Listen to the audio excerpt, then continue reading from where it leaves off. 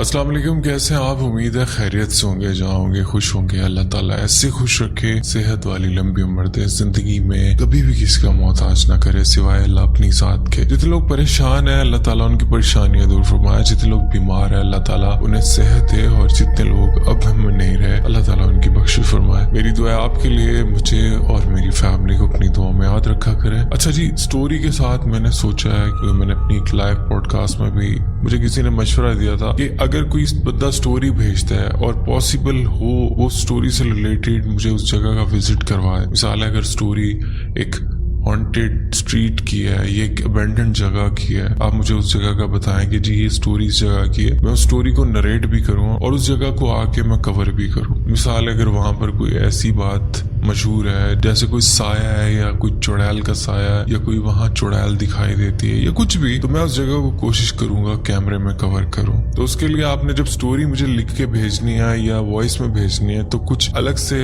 मुझे हाईलाइट कर दीजिएगा, जिससे मुझे पता चले जी इस स्टोरी के साथ विजुअल कंटेंट भी है। तो ये छोटा सा क्लिप आप दिन में कोई उसी जगह का बना के भेजें, साथ में आप मुझे बता दें कि जी ये जगह, मैं चाह रहा हूँ आप इस जगह पर विजिट करें और इस जगह की स्टोरी भी मैं आपसे शेयर कर रहा हूँ। तो ये एक अच्छा सीन हो जाएगा। क्या कहते हैं आप लोग? मैं चाहता हूँ आप लोग से मशवरा करूँ, आप लोग मुझे कमेंट में लाजमी बताइएगा। और अगर आप ऐसा चाह रहे हैं तो पिंडी इस्लामाबाद के करीब कोई ऐसे एरियाज जहाँ पर ऐसी बातें मशहूर हैं या ऐसा जहाँ पर कोई आसेब है या वो जगह बहुत खौफनाक है, उस बारे में मशहूर है, तो आप मुझे लाजमी बताइएगा। मैं कोशिश करूंगा उस जगह को कवर करूं और स्टोरी के साथ बीच में उस जगह का क्लिप ऐड करूं। हो सके तो आप भी स्टोरी जब भेजते हैं और अगर आप मुनासिब लगे तो उस जगह की वीडियोस बनाकर मुझसे शेयर कर दिया करें। वीडियो के अंदर जब आप उस जगह की या उससे रिलेटेड कोई वीडियो मुझसे शेयर करेंगे तो स्टोरी का इंटरेस्ट और बढ़ जाएगा। मिसाल के तौर पे एक अबैंडन्ड जगह है, एक जगह के बारे में मशहूर है, या आप मुझे उसकी स्टोरी भेज रहे हैं, या एक पीपल का दरख्त है जिसपे जिन का साया है, आप मुझे उसकी स्टोरी भेज रहे हैं, तो साथ में आप एक वीडियो भी बना के उस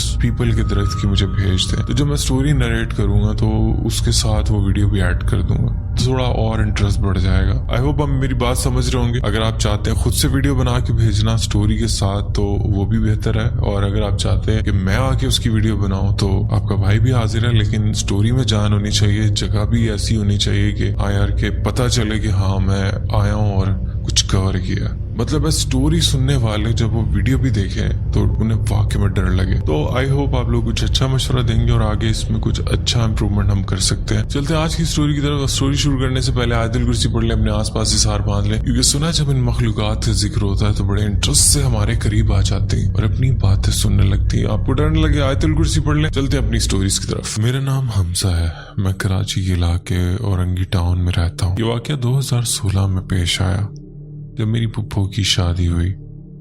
माशाल्लाह सब कुछ ठीक चल रहा था। रुखसती के बाद मैं अपनी वालदा और छोटी बहन को लेकर घर वापस आ रहा था। हॉल से हमारे घर का फासला तकरीबन 10 मिनट का था और रात के तकरीबन 1:30 बज रहे थे। रास्ते में मुकम्मल सन्नाटा और अंधेरा था। मैं बाइक पर अपनी अम्मी और बहन के साथ जा रहा था। अचानक एक जगह बाइक बंद हो गई।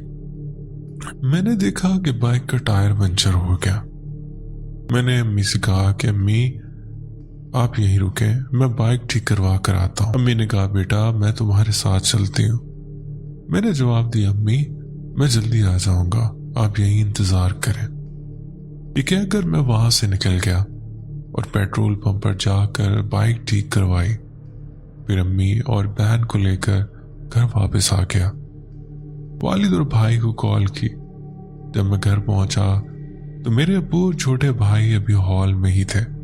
उनकी कॉल आई कि हमें लेने आ जाओ, यहाँ रिक्शा या कोई वैन दस्तयाब नहीं है।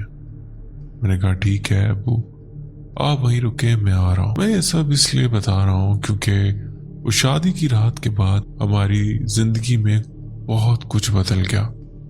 जब मैं अब्बू और भाई को लेकर घर वापस आया तो सबने कपड़े तब्दील किए, ताज़ा दम हुए और आराम करने लेट गए। अगला दिन रेस्ट का दिन था और उसके बाद वलीमा होना था। अगला दिन मामूल के मुताबिक था। सुबह अम्मी ने नाश्ता बनाया, सबने नाश्ता किया, फिर हम मोबाइल और गेम्स में मसरूफ हो गए।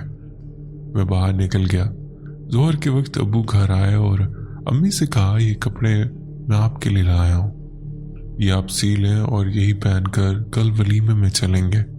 امی نے کہا ٹھیک ہے دے دیں۔ جیسے ہی ابو نے کپڑے کا شاپر کھولا، امی نے اچانک زور زور سے ہنسنا شروع کر دیا اور بے حساب ہنستی رہی۔ ان کا ہاتھ الٹا ہو گیا، منہ ٹیڑھا ہو گیا، بالکل ایسا لگ رہا تھا جیسے یہ میری امی ہی نہیں ہے۔ ابو نے فوراً مجھے کہا کہ جاؤ دادی کو فوراً گھر لے کر آؤ اور صرف ان سے کہنا کہ کچھ مسئلہ ہے۔ میں فوراً گیا اور دادی کو لے کر آیا۔ اب تو میں خود بھی گھر کے اندر جانے سے ڈر رہا تھا کیونکہ امی کی حالت بالکل عجیب ہو گئی تھی۔ ابو اور دادی نے امی کو پکڑا اور کچھ قرآنی آیات پڑھ کر ان پر دم کیا تو تھوڑا تھوڑا سکون آنے لگا، لیکن پھر یہ مسئلہ روز روز ہونے لگا، خاص طور پر ظہر کی اذان کے فوراً بعد امی پر کسی اور مخلوق کا سایہ آ جاتا اور وہ انہیں تنگ کرتی۔ میری امی بالکل ٹھیک تھی، لیکن اچانک انہیں بلڈ پریشر ہو گیا، پھر فالج ہو گیا جسم کے سیدھے حصے پر۔ ہم انہیں ڈاکٹر کے پاس لے کر جاتے، لیکن رپورٹس ہمیشہ بالکل ٹھیک آتی۔ روز بروز ان کی حالت بگڑتی گئی۔ کسی نے مشورہ دیا کہ روحانی علاج کروائیں، جہاں جہاں کسی نے کہا ہم امی کو لے کر گئے، لیکن کوئی فرق نہیں پڑا، بس وقتی آرام آتا۔ اب تو امی کی ذہنی حالت ایسی ہو گئی ہے جیسے چھوٹے بچے ہوں، بچوں سے چیزیں چھین کر کھانا، چاکلیٹ کے لیے ضد کرنا اور بھی بہت کچھ۔ اللہ گواہ عدنان بھائی، ایسی حالت تو کسی دشمن کی بھی نہ ہو۔ میرے ابو نے بہت صبر کیا، کبھی کسی سے شکوہ نہیں کیا، لاکھوں روپے خرچ کیے کہ امی ٹھیک ہو جائے۔ پھر ایک شخص ملا جو بنگالی تھا، اس کا بہت نام سنا ہوا تھا۔ اس نے امی سے حاضری کروائی تو پتہ چلا کہ جس جگہ میری بائک خراب ہوئی تھی وہاں کچرے پر ایک مخلوق بیٹھی ہوئی تھی اور وہی ہمارے گھر تک آ گئی تھی۔ امی نے اس دن پرفیوم لگایا ہوا تھا اور بنگالی عالم کے مطابق وہ جن اس خوشبو کے پیچھے پیچھے آیا تھا۔ جب عامل نے اس جن سے کہا کہ چلے جاؤ یہاں سے، نکل جاؤ، تو وہ جن کہنے لگا میں نہیں جاؤں گا، میں نے اپنے ساتھ لے کر ہی جاؤں گا۔ 17 فروری 2017 کی رات ٹھیک 3:35 پہ وہ امی کو لے گیا۔ امی کی طبیعت اچانک بہت ہی خراب ہو گئی۔ ہم فوراً انہیں ہاسپٹل لے کر گئے۔ ڈاکٹر نے چیک کیا اور کہا کہ ان کا بلڈ پریشر بہت زیادہ ہے، فوراً دوسرے ہاسپٹل لے کر جائے۔ ڈاکٹر نے بی پی کنٹرول کرنے کے لیے ایک گولی دی جس سے امی کو فوراً آرام آ گیا اور وہ 20 منٹ کے اندر بالکل ٹھیک ہو گئی۔ امی کو لے کر واپس نکلے تو امی نے کہا مجھے امی کے پاس لے جاؤ، یعنی امی اپنی والدہ یعنی میری دادی کے پاس جانا چاہ رہی تھی۔ امی اور دادی کی آپس میں بہت محبت تھی، وہ خالہ بھانجی بھی تھی اور اب ساس بہو بھی۔ امی نے ضد شروع کر دی کہ مجھے وہیں لے کر چلو، میں بالکل ٹھیک ہوں۔ ہم نے ان کی بات مان لی اور انہیں دادی کے گھر لے گئے۔ ہم سب خوش تھے کہ آج ظہر کے بعد جن نہیں آیا۔ رات کے 12 بج گئے اور امی بھی ٹھیک ہو گئی تھی۔ ہم سب باتیں کر رہے تھے۔ امی نے مجھے کہا بیٹا تم آرام کرو، صبح تمہیں کام پر بھی جانا ہے۔ میں نے کہا ٹھیک ہے امی، آپ بھی آرام کریں، میں چچا کے کمرے میں جا کر لیٹ جاتا ہوں۔ میرے ابو، چھوٹا بھائی، بہن، دادی سب امی کے ساتھ ہی تھے۔ اچانک رات کے 2 بجے امی کی طبیعت پھر سے خراب ہونے لگی، وہ کچھ بول نہیں پا رہی تھی۔ پھر میں اور ابو دونوں نے ایک آواز سنی، میں آ گیا ہوں تمہیں لینے۔ یہ سننا تھا کہ گھر میں کوہرام مچ گیا، سب رونا پیٹنا شروع ہو گئے۔ بہنیں، کزن سب موجود تھے کیونکہ ہم جوائنٹ فیملی میں رہتے تھے۔ ہمیں کچھ ہوش نہیں رہا کہ ہاسپٹل لے کر جائیں یا کیا کریں، بس کبھی اندر بھاگ رہے تھے کبھی باہر۔ دان بھائی وہ لمحے بہت مشکل تھے، اللہ تعالیٰ کسی کو ایسا وقت نہ دکھائے۔ اچانک امی پر کچھ حاضر ہوا، انہوں نے مسکرا کر کہا اپنا خیال رکھنا۔ پھر انہوں نے بہن، بھائی اور ابو کو دیکھا اور اپنی آخری ہچکی لی اور ہمیشہ کے لیے چھوڑ کر چلی گئی۔ بعد میں پتہ چلا کہ امی کے دماغ کی نس پھٹ گئی تھی اور اسی کے ساتھ سب کچھ ختم ہو گیا، کسی کا ہوش نہ رہا۔ چند ماہ وہی معاملہ میری دادی کے ساتھ شروع ہو گیا۔ وہی شیطانی جن ان پر بھی حاضر ہو گیا۔ عدنان بھائی بھلے میں چھوٹا تھا لیکن اتنے سب کچھ دیکھنے کے بعد میرا ڈر اور خوف ختم ہوتا جا رہا تھا۔ ہم نے بہت سے عالموں کو گھر بلایا، دادی کو دکھایا اور ان کو علاج تقریباً 2 سال تک چلتا رہا، لیکن آخر کار انہیں بھی وہی جن ساتھ لے گیا۔ اب تو گھر میں نہ کوئی رشتہ دار آتا تھا نہ ہی کوئی پڑوسی، عجیب سا ماحول بن گیا تھا۔ پھر یہ معاملہ میری چھوٹی بہن کے ساتھ شروع ہوا۔ تب میرے دل میں ٹھان لیا کہ اب مزید خوف میں نہیں جینا، یہ بھی اللہ کی مخلوق ہے اور ہم اشرف المخلوقات ہیں۔ میں نے بہت کوشش کی کہ کوئی ایسا عمل ملے جو مجھے کچھ سکھا دے، رہنمائی کرے۔ اسی دوران ایک دن میں کہیں بیٹھا ہوا تھا، میرے ایک جاننے والے ہیں، وہ قاہرہ مصر سے آئے ہیں اور وہ جادو ٹونے کے علم رکھتے ہیں۔ اگر وہ تمہارے مدد کے لیے راضی ہو گئے تو یہ تمہاری خوش قسمتی ہوگی۔ میں نے فوراً دوست سے کہا، بھائی مجھے ان کے پاس لے کر چلو پلیز۔ اس نے کہا کہ میں ان سے معلوم کر کے وقت لے لوں، پھر تمہیں لے کر ساتھ چلوں گا۔ بالآخر 2 دن بعد ان سے ملنے کا موقع ملا۔ بہت نیک اور سنجیدہ انسان لگ رہے تھے۔ میں نے انہیں پوری بات تفصیل سے بتائی، پھر انہوں نے امی اور نانی کے نام پوچھے۔ پھر وہ چند لمحے کے لیے خاموش ہو گئے اور آنکھیں بند کر لیں۔ جب انہوں نے آنکھیں کھولی تو ان کی آنکھیں اتنی سرخ تھیں جیسے ان میں خون اتر آیا ہو۔ وہ میری طرف دیکھ کر بولے، بھائی یہ مخلوق جنات سب خطرناک ہوتے ہیں، یہ عفریت ہے، یہ وہ جن ہوتا ہے جس کا مقابلہ 10 عام جنات بھی مل کر نہیں کر سکتے، اور اس کی غذا انسانی گوشت اور کتے کا خون ہوتا ہے۔ میں اور میرا دوست خوفزدہ ہو گئے۔ دوست نے پوچھا، تو کیا اس کا کوئی علاج ہے؟ تو ان بزرگ نے جواب دیا، بیٹا اس کا علاج تو ہے مگر میں نہیں کر سکتا، بلکہ شاید ہی کوئی انسان ایسا ہو جو کر سکے۔ میں نے کہا، مطلب میں سمجھا نہیں۔ انہوں نے وضاحت سے بتایا، عفریت وہ جن ہوتا ہے جو بہت کم انسانوں کی جگہوں پر آتا ہے، یہ نہایت طاقتور، خبیث اور خطرناک ہوتا ہے۔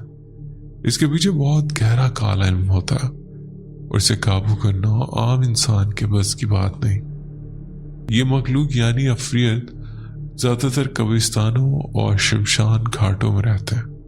اگر کسی کو اس سے جان چھڑوانی ہو تو اس سے بھی زیادہ خطرناک عمل کرنا پڑتا ہے، اور وہ ہر کسی کے بس کی بات نہیں ہوتی۔ میں نے کہا، امی اور دادی کو میں پہلے ہی کھو چکا ہوں، اب مزید کسی کو نہیں کھونا چاہتا۔ براہ کرم مجھے بتائیں کہ میں اس سے کیسے نجات پا سکتا ہوں۔ کافی دیر خاموش کے بعد وہ بزرگ میری بات مان گئے۔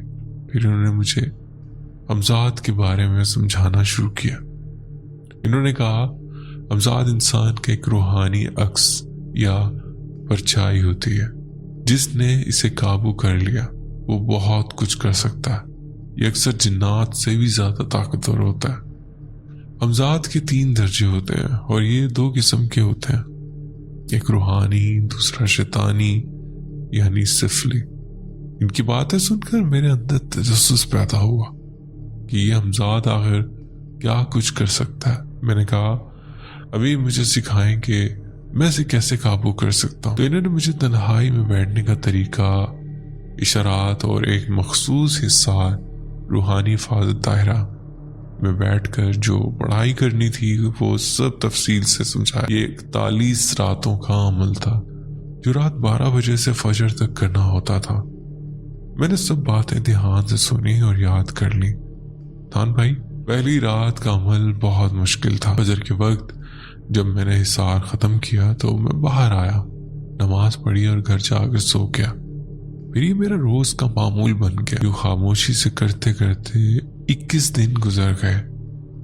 22ویں رات میں عمل میں مصروف تھا کہ پیچھے سے اچانک امی کی آواز آئی، بیٹا مجھے بچا لو، یہ مجھے مار دے گا۔ میرا دل زور زور سے دھڑکنے لگا۔ میں فوراً اٹھا اور حصار سے باہر نکلنے ہی والا تھا کہ امی کے چہرے پر ایک عجیب سی مسکراہٹ آ گئی۔ تب مجھے فوراً سمجھ میں آ گیا کہ اگر میں حصار سے باہر نکلتا تو وہ جن مجھے فوراً شکار کر لیتا، یعنی کہ وہ ایک ٹریپ تھا جو میری والدہ کی شکل میں آیا تھا۔ میں نے خود کو سنبھالا اور واپس بیٹھ کر عمل جاری رکھا۔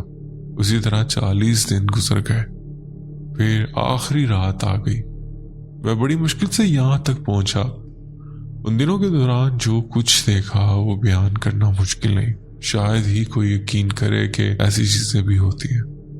خیر آخری رات میں نے عمل مکمل کیا. فجر کی اذان ہوئی. میں سار ختم کرنے کے لیے کھڑا ہوا تو میرے سامنے میرا ہمزاد کھڑا تھا. ایسا لگ رہا تھا جیسے میں خود کو آئینے میں دیکھ رہا ہوں. شاعر عدنان بھائی، میں نے اس سے پہلے سنا تھا کہ ہمزاد ہوتے ہیں، لیکن میں نے اپنی آنکھوں سے اپنے آپ کو اپنے سامنے کھڑے ہوئے پایا. بہت غصے میں تھا اور تیز آواز میں بات کر رہا تھا. تم نے مجھے کیوں بلایا؟ میں عمل سے زیادہ اس سے خوف زدہ تھا. میں نے کہا مجھے تمہاری مدد چاہیے. اس نے کچھ شرائط رکھی اور میں نے بھی کچھ وعدے کیے. پھر اس کا لہجہ بدل گیا اور وہ میرے بلانے پر حاضر ہوتا ہے. اسے غلطی ہو گئی. میں نے وعدہ کر دیا کہ جب بھی مجھے شدت سے ضرورت ہوگی تو وہ ضرور آئے گا. گھر واپس آیا. یقین کریں اس عفریت کو پتہ چل گیا کہ کیا ہوا ہے. اس کے بعد وہ نہ کبھی واپس آیا نہ کسی فیملی ممبر کو پریشان کیا. میں نے اپنے ہمزاد کو حکم دیا کہ اسے ڈھونڈے، لیکن وہ ناکام رہا. میں نے ہمزاد کا عمل نیک نیت سے کیا تھا، کبھی کسی کا برا نہیں کیا، نہ فضول میں اسے استعمال کیا. آج بھی میرا ہمزاد اس عفریت کی تلاش میں ہے. میں نے بہت سے لوگوں کی مدد کی لیکن وہ عفریت دوبارہ نہ ملا. شکر اللہ کا میری بہن کی شادی ہو گئی. ابو بھائی اور باقی سب خوش ہیں. یہ تھی میری کہانی.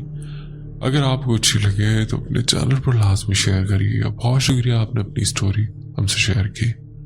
بڑھتے ہیں ایک اور سٹوری کی طرف. میرا نام سید احمد ہے اور میری عمر 18 سال ہے. میں کراچی کے علاقے اورنگی ٹاؤن سے تعلق رکھتا ہوں. میں آپ کو اپنی آنکھوں دیکھی ہوئی اور کچھ دوسروں کی زبانی سنی ہوئی باتیں بتا رہا ہوں. یہ واقعہ تقریباً 4 سے 5 سال پرانا ہے، جب میری عمر تقریباً 13-14 سال تھی. یہ واقعہ میرے ساتھ نہیں بلکہ میرے ایک دوست کے ساتھ پیش آیا تھا. میں اس کا نام ظاہر نہیں کر سکتا کیونکہ وہ میرا ہمسایہ بھی ہے اور یہ سب کچھ اس کی سوتیلی ماں کے ساتھ ہوا تھا. تو چلتے ہیں اس کی کہانی کی طرف. میرا نام اسد ہے اور میری عمر 18 سال ہے. جب میں 10 سال کا تھا تب میری دوست کی اصل ماں کا انتقال ہو گیا تھا اور اس کے کچھ عرصے بعد اس کی والدہ نے دوسری شادی کر لی تھی. شادی کے 1 سال بعد ان کے گھر ایک بیٹی پیدا ہوئی. جب وہ بیٹی 3 سال کی تھی تو اس کی ماں یعنی اس کی سوتیلی ماں اس کا ایڈمیشن کروانے کے لیے پرانے اور سنسان سرکاری اسکول کی طرف سے گزر رہی تھی. وہ اسکول کسی دور میں جب کراچی کے حالات خراب تھے اور اس کے بارے میں کافی افواہیں تھیں کہ وہاں آصف یا بھوت گھومتے ہیں. ایک دن جب وہ اپنی بچی کا ایڈمیشن کروا کر اسی راستے سے واپس آ رہی تھی تو ان کا گزر دوبارہ اسی اسکول کے سامنے سے ہوا. وہ اسکول کم از کم 500 سے 600 گز پر پھیلا ہوا اور 2 منزلہ تھا. جب وہ وہاں سے گزر رہی تھی تو انہیں محسوس ہوا کہ ان کے قدموں کے ساتھ ساتھ کوئی بھاری قدم چل رہا ہے اور انہیں کانوں کے قریب ٹھنڈی ہوا سی محسوس ہونے لگی. اس کے بعد کیا ہوا انہیں کچھ یاد نہیں. وہیں وہ بے ہوش ہو گئی. علاقے کے کچھ جاننے والوں نے انہیں وہاں سے بے ہوش پایا. انہوں نے جو لوگ وہاں موجود تھے انہیں اٹھا کر رکشے میں گھر لے کر آئے. اس دن کے بعد سے انہیں تقریباً 8 دن تک بخار رہا. پھر ایک دن اچانک ان کی آنکھ کھل گئی اور انہیں واش روم سے پانی گرنے کی آواز آنے لگی. ایسا لگا جیسے کوئی واش روم استعمال کر کے باہر نکل رہا ہو. انہوں نے گھر کے تمام کمروں میں جا کر دیکھا تو سب سوئے ہوئے تھے. سب کچھ بالکل معمول کے مطابق تھا. انہیں معاملہ بہت عجیب محسوس ہوا. خیر وہ پانی پی کر سو گئی اور انہوں نے یہ بات کسی کو نہیں بتائی. اگلے دن اچانک نہ جانے کیا ہوا کہ انہوں نے عجیب عجیب سی آوازیں نکالنا اور حرکتیں کرنا شروع کر دی. یہ معاملہ لگاتار 4 مہینے تک چلتا رہا. وہ روز دوپہر کے وقت ظہر کے قریب یہ حرکات شروع کر دیتی اور عصر کی اذان سے کچھ دیر پہلے بند کر دیتی. پھر رات کے 12 بجے کے بعد دوبارہ یہ سب شروع ہوتا اور فجر کی اذان سے پہلے ختم ہو جاتا. ان کی یہ حالت دیکھ کر گھر والے بہت پریشان ہو گئے تھے۔ پھر ایک دن نہ جانے کیا ہوا کہ جب ہم سب دوست اور ہماری بہنیں صحن میں ایک ساتھ کھیل رہی تھی تو اچانک اپنی 3 سالہ بیٹی کا گلا دبانے لگی۔ ہم سب بہت ڈر گئے اور چیخنے لگے کیونکہ ان کے شوہر ڈیوٹی پر ہوتے تھے۔ تو ان کی دادی فوراً آ کر دیکھنے لگی کہ کیا ہو رہا ہے۔ پھر محلے کے کچھ اور عورتیں بھی آ گئیں جن میں میری امی بھی شامل تھی۔ اس دن کے بعد انہیں ہر عامل کے پاس لے جا کر دکھایا گیا۔ وہ زیادہ سے زیادہ 3 دن تک ٹھیک رہ پاتی، پھر وہی حرکات دوبارہ شروع ہو جاتی۔ ان کے گھر والے بہت پریشان تھے اور ان کی چھوٹی بچی چونکہ ان حرکات سے ڈر گئی تھی اس لیے وہ بھی اپنی ماں کے پاس نہیں جاتی تھی۔ پھر ایک عامل نے مشورہ دیا کہ ایک بزرگ ہے، ان سے ملاقات کر لو۔ پھر میرے دوست کے والد ان بزرگ کے پاس گئے اور پوری صورتحال بیان کی۔ تو انہوں نے کہا کہ تم پریشان نہ ہو، میں 4 دن بعد تمہارے گھر آ کر تمہاری بیوی کو دیکھوں گا۔ جب وہ بزرگ عامل گھر آئے تو پتہ نہیں کیوں کوئی بھی گیٹ نہیں کھول پا رہا تھا۔ ایسا لگ رہا تھا جیسے کوئی روحانی طاقت اس گیٹ کو کھولنے سے روک رہی ہو۔ پھر ان بزرگ نے کچھ قرآنی آیات پڑھی جس کے بعد گیٹ ہلکا سا ہو گیا اور جب کھولنے کی کوشش کی گئی تو وہ کھل گیا۔ جیسے ہی بزرگ اندر داخل ہوئے ان کی بیوی نے فوراً عجیب و غریب حرکتیں کرنا شروع کر دی۔ یہاں کچھ لوگوں کو عجیب لگ رہا ہوگا اور کسی بڑی سٹوری لگ رہی ہوگی، لیکن یہ سچ میں ہوا تھا۔ کبھی ہنس رہی تھیں، کبھی رو رہی تھیں اور کبھی بہت اداس ہو جاتی تھی۔ خیر جب علاج شروع ہوا تو بزرگ نے صرف ان کے شوہر اور ان کے بھائی کو اندر آنے کی اجازت دی، باقی سب کو باہر رکنے کا کہا۔ عمل کے دوران وہ چیزیں مخلوق بہت مشکل سے قابو میں آئی۔ پھر جب بزرگ نے اس سے سوال کیا تو اس نے اپنا ایک نام بتایا جو میں بھول گیا۔ بتایا کہ جس جگہ وہ عورت مریضہ موجود تھی اس جگہ کو انہوں نے انسانوں نے کچرا پھینک کر گندا کر دیا تھا اور اب وہ جنی اس عورت کو اپنے ساتھ لے کر جانا چاہتی تھی۔ یہ سن کر بزرگ نے فوراً کچھ وظائف پڑھے اور ان پر دم کرتے گئے۔ یہ سارا معاملہ عشاء کی نماز کے بعد شروع ہوا اور رات 2 بجے کے بعد جا کر ختم ہوا۔ پھر بزرگ نے کہا کہ اب سب ٹھیک ہے، یہ مخلوق اب تمہیں تنگ نہیں کرے گی۔ اس کے بعد انکل نے اپنی بیوی کو گھر تک چھوڑا۔ اللہ کا شکر ہے اس دن کے بعد سے کچھ بھی برا نہیں ہوا۔ اب وہ بچی 9 سال کی ہو چکی ہے، ماشاءاللہ بہت پیاری ہے اور خوش و خرم زندگی گزار رہی ہے، اور ماشاءاللہ وہ اسکول بھی اب آباد ہو چکا ہے، وہاں بچے پڑھتے ہیں اور کوئی بری بات نہیں ہو رہی۔ مجھے ان سب چیزوں پر یقین تو نہیں، لیکن یہ واقعہ دل دہلا دینے والا واقعہ تھا۔ میں اجازت چاہتا ہوں، میری سٹوری اچھی لگی ہو تو اپنے چینل پر لازمی شیئر کریے گا۔ بہت شکریہ آپ نے سٹوری شیئر کی۔ بڑھتے ایک اور سٹوری کی طرف۔ میرا نام رنیتا آدتیہ ہے، سوری اگر پروننسیشن میں غلطی ہو گئی ہے تو۔ میں آپ کی سٹوریز روز سنتی ہوں اور امید کرتی ہوں کہ آپ خیریت سے ہوں گے۔ میں ایک چھوٹی سی کہانی آپ کے ساتھ شیئر کرنا چاہتی ہوں۔ مجھے نہیں معلوم کہ آپ انڈینز کی بھی کہانیاں شیئر کرتے ہیں یا نہیں، لیکن پھر بھی اگر آپ میری کہانی شیئر کریں گے تو مجھے بہت خوشی ہوگی۔ رنیتا آدتیہ، اگر آپ نے میری پرانی سٹوری سنی ہوئی ہے تو آپ کو پتہ ہونا چاہیے کہ میں انڈینز کی بہت زیادہ سٹوری شیئر کرتا ہوں۔ حالانکہ میری شادی ایک مسلم خاندان میں ہو چکی ہے اور میں روزانہ نماز بھی پڑھتی ہوں۔ میرا تعلق مغربی بنگال کے ایک چھوٹے سے ضلع مرشد آباد کے قصبے جیا گنج سے ہے، جہاں معروف گلوکار ارجیت سنگھ کا گھر بھی ہے۔ میں اس وقت چھوٹی تھی، تقریباً 7ویں 8ویں جماعت میں پڑھتی تھی۔ میری پڑھائی میں اچھی خاصی دلچسپی تھی، آج بھی ہے۔ اگرچہ کلاس میں فرسٹ نہیں آتی تھی، لیکن 3، 4 یا 5ویں نمبر پر ضرور آتی تھی، اس لیے محنت تو لازمی تھی۔ میں روزانہ تقریباً 4-5 ٹیوشن پڑھنے جایا کرتی تھی۔ انہی میں سے ایک ٹیوشن رات کو 8 بجے سے لے کر 10 بجے تک ہوتی تھی۔ یہ کلاس ہمارے سائنس کے ٹیچر دیا کرتے تھے۔ جو صبح اسکول میں پڑھانے کے بعد شام کو خاص چند طلباء کے لیے اضافی کلاس رکھتے تھے۔ اب 5 یا 6 لڑکیاں ہی اس ٹیوشن میں جاتی تھی۔ مجھے لینے میری 2 سہیلیاں آتی تھی، پھر ہم تینوں ساتھ چل کر ایک سہیلی کے گھر جاتے جہاں سر بھی آتے اور کلاس لیتے۔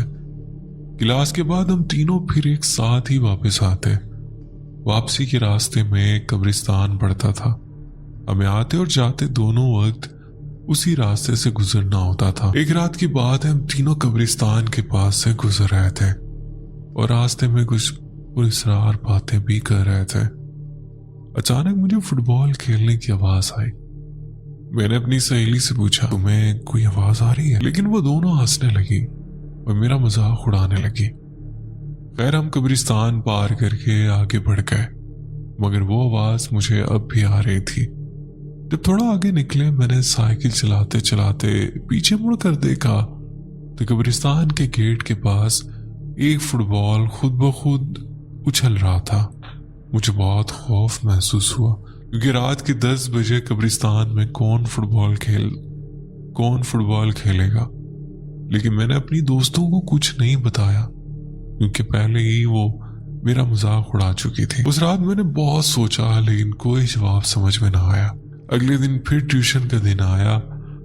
اس دن ہم تینوں دوبارہ ٹیوشن گئے۔ جاتے وقت کچھ خاص نہیں ہوا لیکن واپسی پر پھر وہی قبرستان والا راستہ، اور اس بار ہم تینوں کو وہی فٹ بال کھیلنے کی آواز آئی۔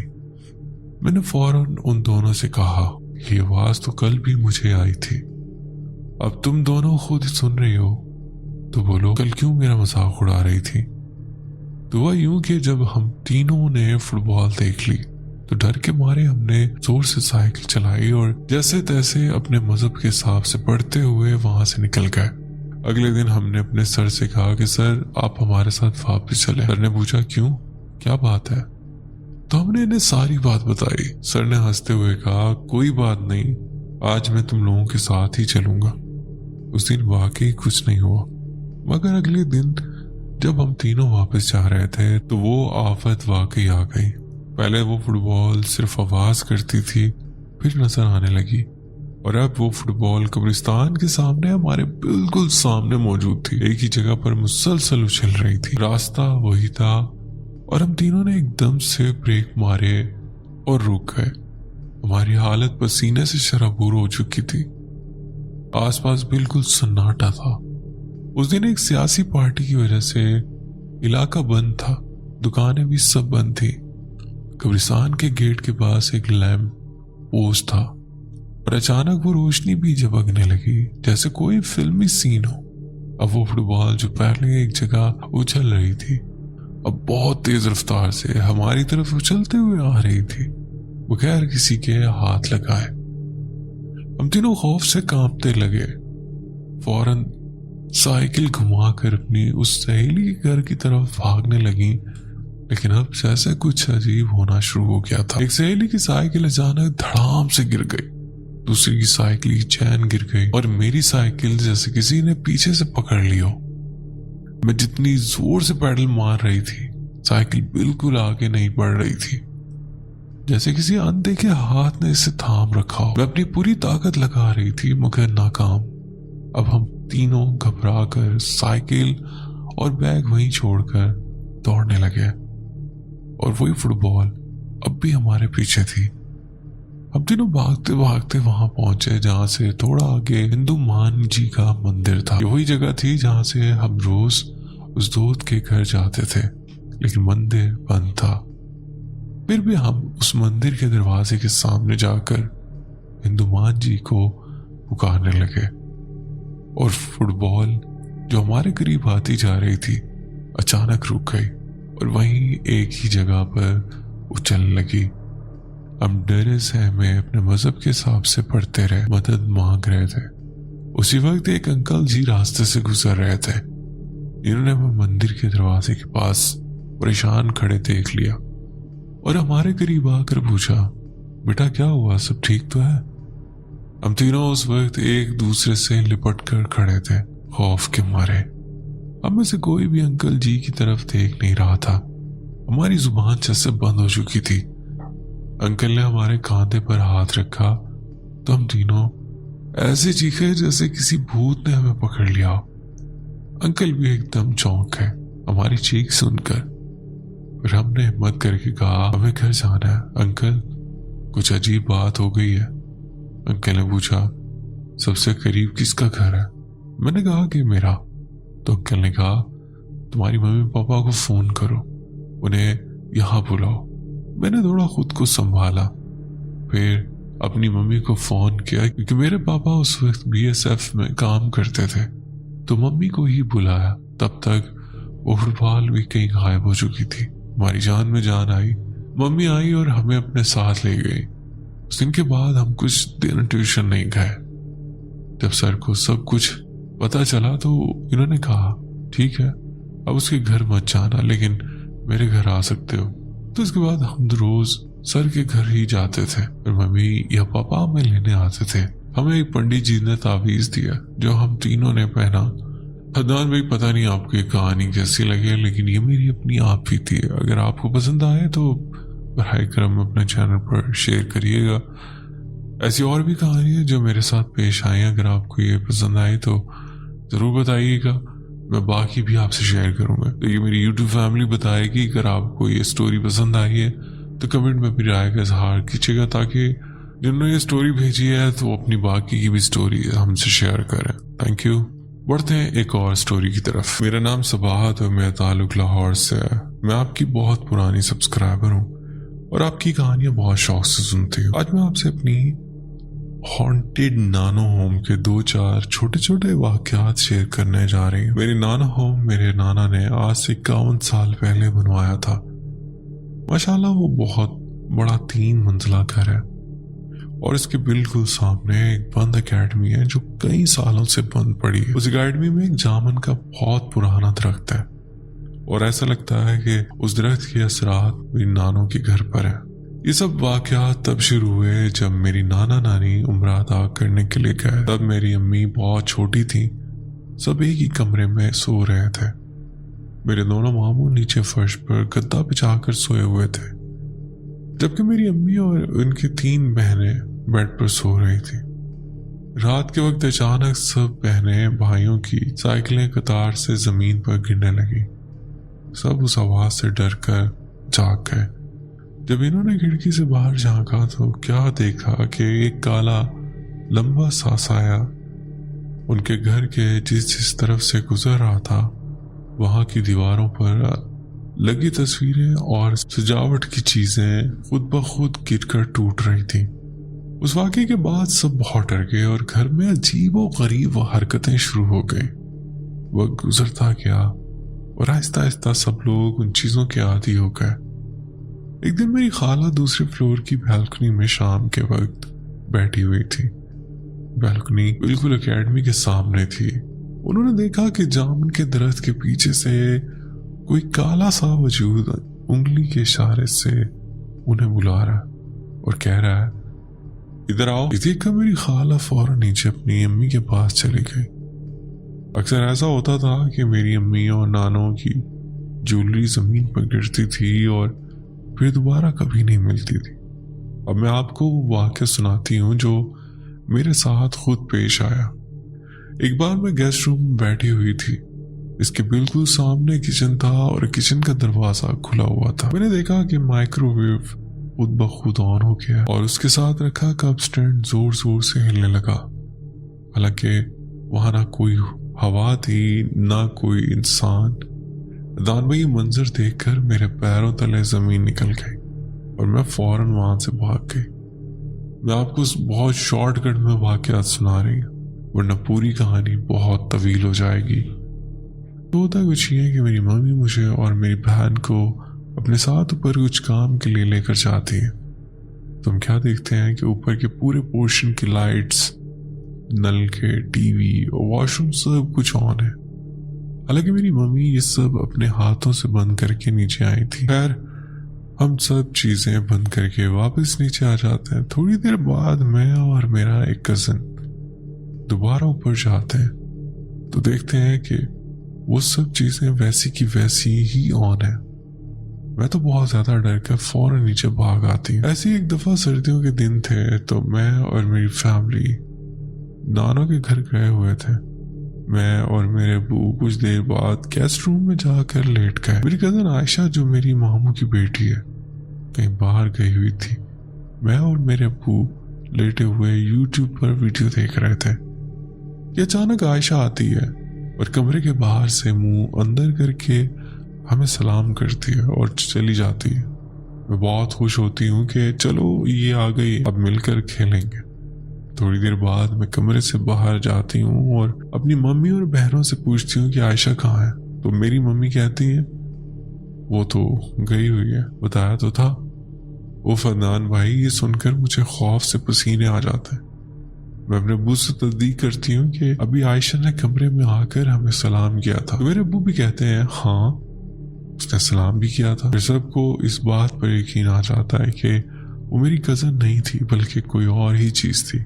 اب آپ کو کیا بتاؤں دان بھائی، ہم نے اس گھر پر بہت بار دم کروایا، بڑے بڑے عالموں سے چیک کروایا، لیکن وہ چیز اس گھر کو چھوڑنے پر رضامندی نہیں ہے۔ خیر اب میری نانو نے وہ گھر چھوڑ دیا اور وہ گھر آج بھی ویسے ہی بند پڑا ہے۔ آج بھی جب میں اس گھر کے بارے میں سوچتی ہوں تو میرے رونگٹے کھڑے ہو جاتے ہیں۔ آپ کو میری کہانی کیسی لگی؟ اگر اچھی لگی تو درخواست ہے کہ اپنے چینل پر ضرور اپلوڈ کیجیے گا۔ بہت شکریہ آپ نے اپنی سٹوری ہم سے شیئر کی۔ بڑھتے ہیں ایک اور شارٹ سٹوری کی طرف۔ میرا نام وردہ ہے اور میں صوبہ سندھ کے شہر کراچی میں رہتی ہوں۔ یہ واقعہ میرے ساتھ پیش آیا اور یہ ایک سچا اور نہایت خوفناک تجربہ ہے۔ میں یونیورسٹی کے تیسرے سال میں ہوں۔ روزانہ کی طرح یونیورسٹی جاتی ہوں اور واپسی پر تقریباً شام کے 4 بج جاتے ہیں۔ ان دنوں میں بہت ڈپریشن اور مایوسی میں رہتی تھی۔ یوں سمجھیں کہ میری اندر منفی خیالات کی شدت بڑھ گئی تھی۔ اسی دوران ایک دن میں یونیورسٹی سے کچھ دیر سے واپس آئی۔ گھر پہنچی تو دیکھا کہ سب کھانا کھا کر سو چکے ہیں۔ جیسا کہ اکثر ہوتا ہے، میں نے بیک سائڈ پہ رکھا، ہاتھ منہ دھوئے، کھانا کھایا اور صحن میں بچھے قالین پر بیٹھ گئی۔ ہمارا گھر فلیٹ ٹائپ ہے جس میں 3 کمرے صحن میں کھلتے ہیں۔ صحن سے متصل ایک گیلری ہے جس میں ایک بڑا فرسٹڈ شیشہ لگا ہوا ہے اور اس کے ساتھ ہی مرکزی گیٹ ہے۔ جب میں صحن میں بیٹھی ہوئی تھی تو میرے کان میں آہستہ آہستہ کسی کی آواز آئی جو کہہ رہا تھا دروازہ کھولو۔ یہ ایک آواز نہیں تھی بلکہ 2-3 ملی جلی بھاری بھاری سی آوازیں تھیں اور الفاظ بھی بکھرے بکھرے سے تھے۔ میں ابھی گھبرا ہی رہی تھی کہ اچانک زور زور سے دروازہ پیٹا جانے لگا۔ میں وہیں ساکت بیٹھ گئی۔ بھاگنے ہی ہمت نہ ہوئی، مگر تجسس کی وجہ سے میں آہستہ آہستہ مین گیٹ کے قریب گئی۔ جب میں تالا گھمانے ہی لگی تھی تو سوچا ذرا پیپ ہول سے جھانک لوں کہ آخر اس وقت کون دروازہ بجا رہا ہے۔ دان بھائی، جو میں نے دیکھا وہ میری روح تک کو ہلا دینے والا منظر تھا۔ دروازے کے بالکل سامنے ایک سیاہ سایہ کھڑا تھا۔ اس کا چہرہ کسی کتے جیسا تھا، بلکہ بکھرے ہوئے کالے بال تھے جنہیں وہ شاید دروازے پر رگڑ رہا تھا۔ وہ بار بار زبان نکال کر دروازے پر لگا رہا تھا اور کبھی اپنے لمبے دانت دکھا کر کتے کی طرح سانس لے رہا تھا۔ میں خوف سے لرز گئی، ایسا لگا جیسے ابھی جان نکل جائے گی۔ میں نے ہمت کر کے زور سے آیت الکرسی پڑھنا شروع کی اور پیچھے ہٹنے لگی۔ میرے شور سے میری چھوٹی بہن جا کر باہر آئی۔ اس نے پوچھا کیا ہوا؟ میں نے کہا اندر چلی جاؤ، فوراً سورہ بقرہ لگا دو، باہر مت آنا۔ اتنا کہنا تھا کہ دروازہ ایک بار پھر زور زور سے بجنے لگا۔ میرا دل زور زور سے دھڑکنے لگا۔ میں فوراً کمرے کے اندر چلی گئی۔ میری امی بھی شور سن کر جاگ گئی اور گھبرا کر پوچھنے لگی کیا ہوا بیٹا؟ میں نے پوری بات نہیں بتائی۔ جب امی نے باہر جا کر دیکھا تو کوئی نہیں تھا، لیکن دروازے کے باہر خون کے چھینٹے لگے ہوئے تھے۔ اگلے دن امی نے لاڑکانہ سے اپنی ایک دوست جو کہ عالمہ ہے انہیں بلایا۔ انہوں نے بتایا کہ یہ چیزیں بہت دور سے آپ کی بیٹی کے پیچھے آئیں۔ اس کا ارادہ نقصان پہنچانے کا تھا کیونکہ آپ کی بیٹی سے شاید منفی توانائی خارج ہو رہی تھی۔ انہوں نے مجھے تعویذ باندھ کر دیا جو میں نے بازو پر پہنا اور اس دن کے بعد الحمدللہ میں 5 وقت کی نماز پڑھتی ہوں اور قرآن پاک کی تلاوت کرتی ہوں۔ اگر آپ کو یہ سچا واقعہ صحیح لگے تو اپنے چینل پر لازمی شیئر کریے گا۔ بہت شکریہ آپ نے اپنی سٹوری हमसे शेयर की। दोस्तों उम्मीद करता हूँ आज की स्टोरीज आपको पसंद आई होंगी। स्टोरीज पसंद आई तो वीडियो को लाइक करना ना भूलिएगा, और अगर आप मेरे चैनल पर नए तो चैनल भी सब्सक्राइब कर लें, बेल आइकन प्रेस करके ऑल का नोटिफिकेशन ऑन कर लें। सो होगा ये कि आप मेरी यूट्यूब फैमिली का हिस्सा बन जाएंगे और मेरी स्टोरीज के नोटिफिकेशन आप तक पहुंच जाया करेंगे। अपना बहुत ख्याल रखिएगा, दुआ में याद रखिएगा। मुझे तो इजाजत, मिलते हैं किसी और इंटरेस्टिंग स्टोरी में। अल्लाह।